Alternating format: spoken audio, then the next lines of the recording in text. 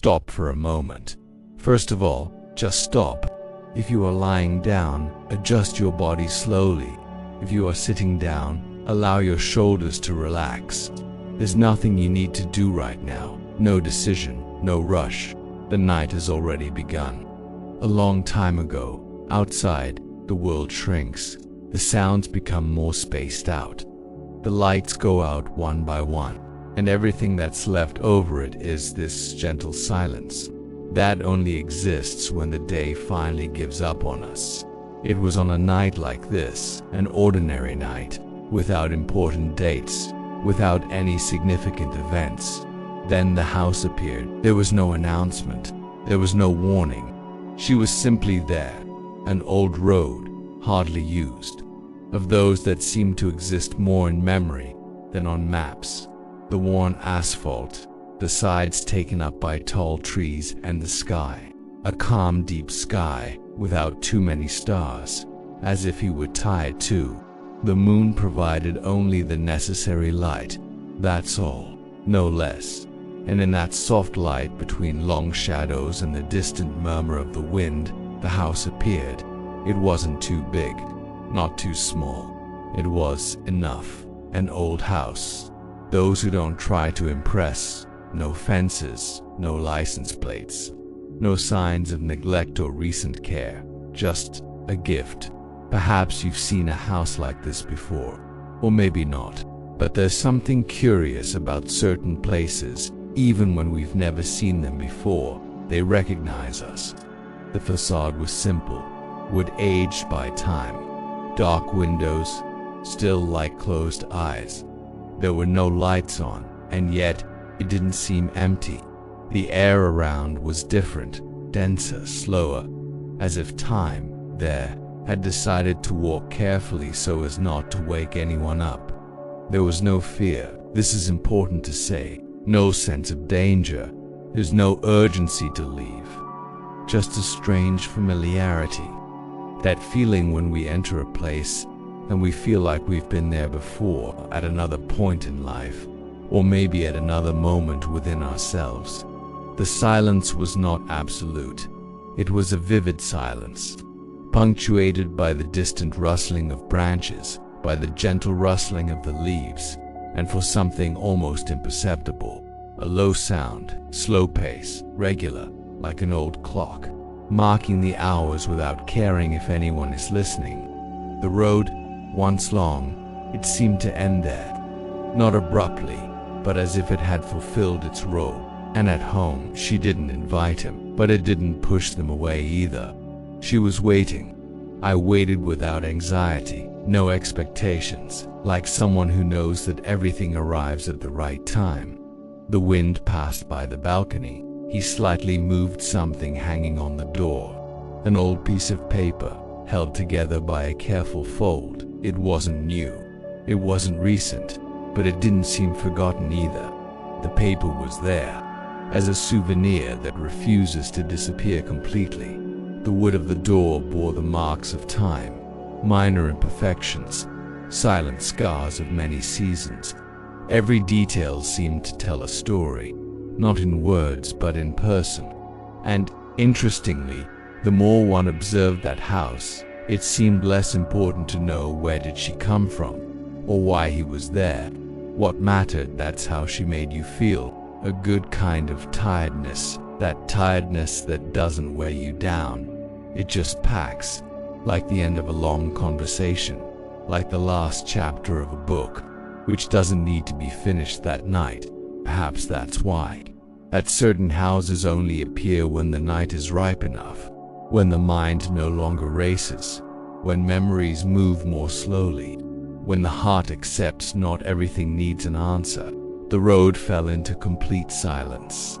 The wind stopped for a moment, and the world seemed to hold its breath. At home, he continued, wings, property, Serena, as if to say, without words, you can rest now.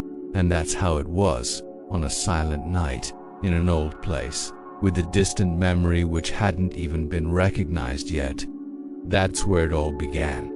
The house remained silent, Not an empty silence, but the one who seems to be watching without judging. The door was locked, and yet it didn't give the feeling of being locked up. It seemed to be just resting. The paper stuck to the wood moved smoothly, responding to the night air as if it were breathing along with the house. It was a letter. There was no envelope, just a carefully folded sheet of paper, simple prey, without tape, without a nail, with nothing to indicate any hurry. The paper was yellowed with age, with small marks on the edges, as if it had been played many times, but never taken away. There was nothing written on the outside. No name, no instructions. Even so, it was impossible to ignore her. The sound continued, that slow, steady rhythm. Much clearer now. It wasn't coming from the road, not even from the trees. It came from within. It wasn't a mechanical noise. It didn't sound modern. It was irregular in a human way. Old, like something that existed before switches and batteries, perhaps a clock. Perhaps it's just wood settling down. The hand approached the card carefully, not out of fear, but out of respect. Upon touching it, there was a strange feeling, not cold, not hot, a neutral feeling, like when we touch an object that belonged to someone who is no longer here. The paper came off easily. Upon unfolding it, the words came out simply, handwritten, with dark ink that's already a little faded. The handwriting was calm, no rush, no exaggeration. And there was only one sentence. If you've made it this far, there's still time, nothing more, no signature, no date. The kind of sentence that explains nothing, but it remains. The sound inside the house ceased for a brief moment, as if he had noticed that the message had been read. After he returned, the same slow pace, peaceful. The door creaked slightly as it was pushed. He couldn't resist. He didn't complain. It opened just enough to allow entry of anyone who was willing to enter. The inside of the house was darker than the outside, not due to a lack of light, but due to too much time. The smell was old with clean dust, something like books that have been kept for many years. There was no modern furniture. Everything there seemed to have been chosen to last. The ground creaked under every step, not in an aggressive way, but as a gentle warning. I know you're here. The sound of the clock, if it really was a clock, it came from the back room. There were no eye-catching paintings, just simple walls with marks from old nails, places where something had previously been hung and then removed. On a table near the entrance, there was another object, a small notebook, dark cover, untitled. I opened it. There were no long texts, just loose phrases written on different pages, one, like noted thoughts over many years. Some said simple things, not everything needs to be resolved. Others were more enigmatic. Time takes nothing away. We're the ones who let it happen. None of them seemed recent, but none of them seemed outdated. The ticking of the clock continued. The staircase to the upper floor was narrow, with a handrail worn down by the touch of many hands. There was no rush to go up. The house didn't require any movement. She simply allowed it. Before going up, one detail caught my attention. On the wall next to the stairs, a small mirror, old, simple frame. The reflection showed nothing unusual, just a tired face from someone who has lived long enough to recognize the value of silence. Even so, something was different. Not in the mirror, but in the sensation it caused. As if for a moment, the reflection observed itself back. The clock's sound faded. Then he stopped. Silence has returned. Deeper now. The house seemed satisfied, as if he had said everything he needed to say, for now. And at that moment, it became clear that the mystery wasn't in the letter. I am not even in their own home. The mystery was because nothing there was frightening, just a strange calm, and the persistent feeling that something was being remembered. Even without knowing exactly what, With the silence returning, the house seemed bigger on the inside, not physically larger, but deeper, like certain thoughts that, when they finally emerge, they take up more space than we imagined. Each step was taken without haste. The floor creaked just enough to remember that the place was alive. In their own way, moonlight streamed through the windows, in long, smooth bands, illuminating parts of the environment and leaving others to rest. Nothing there required immediate attention. The house was not competing, she was waiting.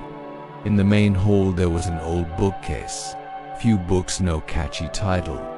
When touching the speed bumps, it was possible to feel the fine dust, laid out with the care of someone who had time. The books didn't tell grand stories, they talked about simple things. Short trips, letters never sent, reflections noted in the margin.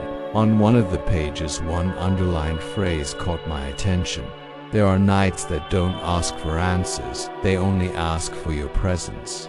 The clock, now silent, it set an indefinite time. The hands of the clock were stopped, between 2 minutes, as if they had decided not to choose a side. Further on, a low table. About her, a photo album. The cover was made of worn leather, with old fingerprints, impressions from someone who has opened it many times. And then he let him rest. The first pages showed unfamiliar faces. Ordinary people, clothes from other decades, formal postures, restrained glances. Nothing about them seemed strange. It was like flipping through memories that belonged to all of us. Further on, the images began to change. Familiar landscapes, roads similar to those outside, houses similar to that one, and then a specific photograph. In it, someone standing in front of the house, exactly at that spot, in that position. It didn't take much time to recognize it was the same face, perhaps a little younger, perhaps just paying more attention. There was no scare, not even a shock, just a silent acceptance, like when we find an old photo and we realize that we are no longer that person, but we never stopped being ourselves. The following pages showed variations, the same face at different times, always close to home, never inside it. Until, on one of the last pages, the image showed the interior, the room, to the shelf, the table. Everything is exactly as it was now. Closing the album seemed natural, as if it had been opened only the time needed. Going up the stairs, the steps creaked unevenly, some older ones, others are more stable. The handrail was worn out, where the hands usually rest when tiredness sets in. Don't be on top. The hallway was narrow. Few doors, one of them was slightly open. Within, a simple room, an old bed, light-colored sheets, no signs of recent use, but also no sign of abandonment. On the small table beside the bed, another letter. Unlike the first one, this didn't seem meant for just anyone. It seemed like a umbrella. There were a few words. Some things don't come back, but some remain because they never left. The window was open. The night air came in softly, bringing the scent of the road and the distant sound of the world which continued to exist out there. Sitting on the edge of the bed, it was almost automatic. The body responded with relief, as if he recognized that gesture. There was no weight in the thoughts. There's no urgency to understand. The house offered no answers. She offered breaks. For a moment, it was possible to imagine how many people had already passed through there, or how many more would pass by. Perhaps none, perhaps all of them. The hallway mirror reflected the moonlight. The reflection seemed softer now, less defined.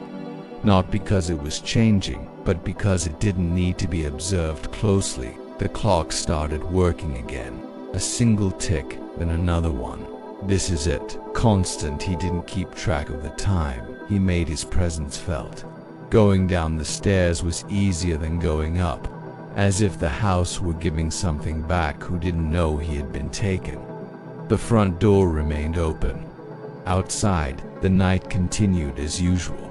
Silent, stable. Nothing seemed to have changed. And yet, everything was different. The house remained behind still, as if it had already fulfilled its role. No goodbyes, no promises, just the feeling that something important had been seen, even if it couldn't be explained. The door remained open for a few moments, not because it was necessary to close it, but why certain farewells? They don't ask for haste. The house remained there, property, enveloped by the night, as if by an ancient cloak. It didn't seem far away.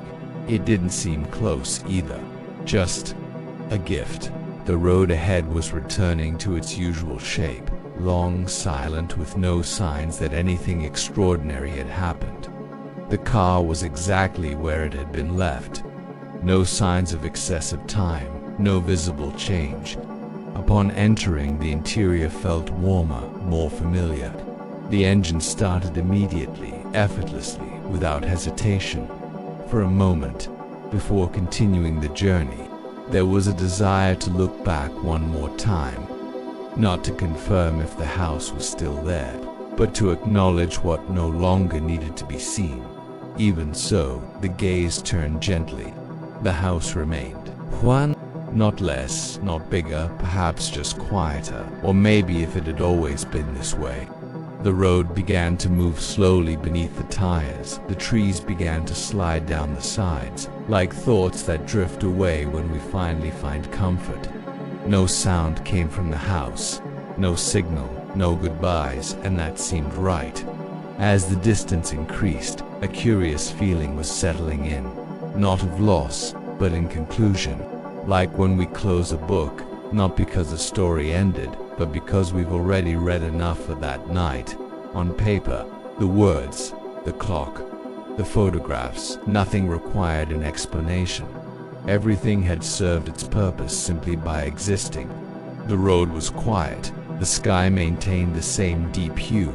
The moon continued to illuminate only what was necessary at some point, without it being possible to say exactly when. The house is no longer visible. It didn't disappear abruptly. It simply disappeared from the field of vision. Like so many things in life, they don't just leave suddenly. They are simply left behind. When we move forward without realizing it, my thoughts return to the phrase in the letter, if you've made it this far, there's still time. Time for what? Perhaps it's time to rest. Perhaps it's time to accept it. Perhaps it's time to understand that not everything needs to be carried all the way to the end of the road. Some memories don't require action. They are simply asking for recognition. And then, silence. The night seemed gentler now, less dense, more welcoming. External sounds became spaced out, distant. The body responded with that pleasant tiredness. That doesn't weigh. It's simply an invitation. The kind of tiredness that doesn't come from exertion, but of the release. As if something had been put back, in the right place. Perhaps home was never a physical place.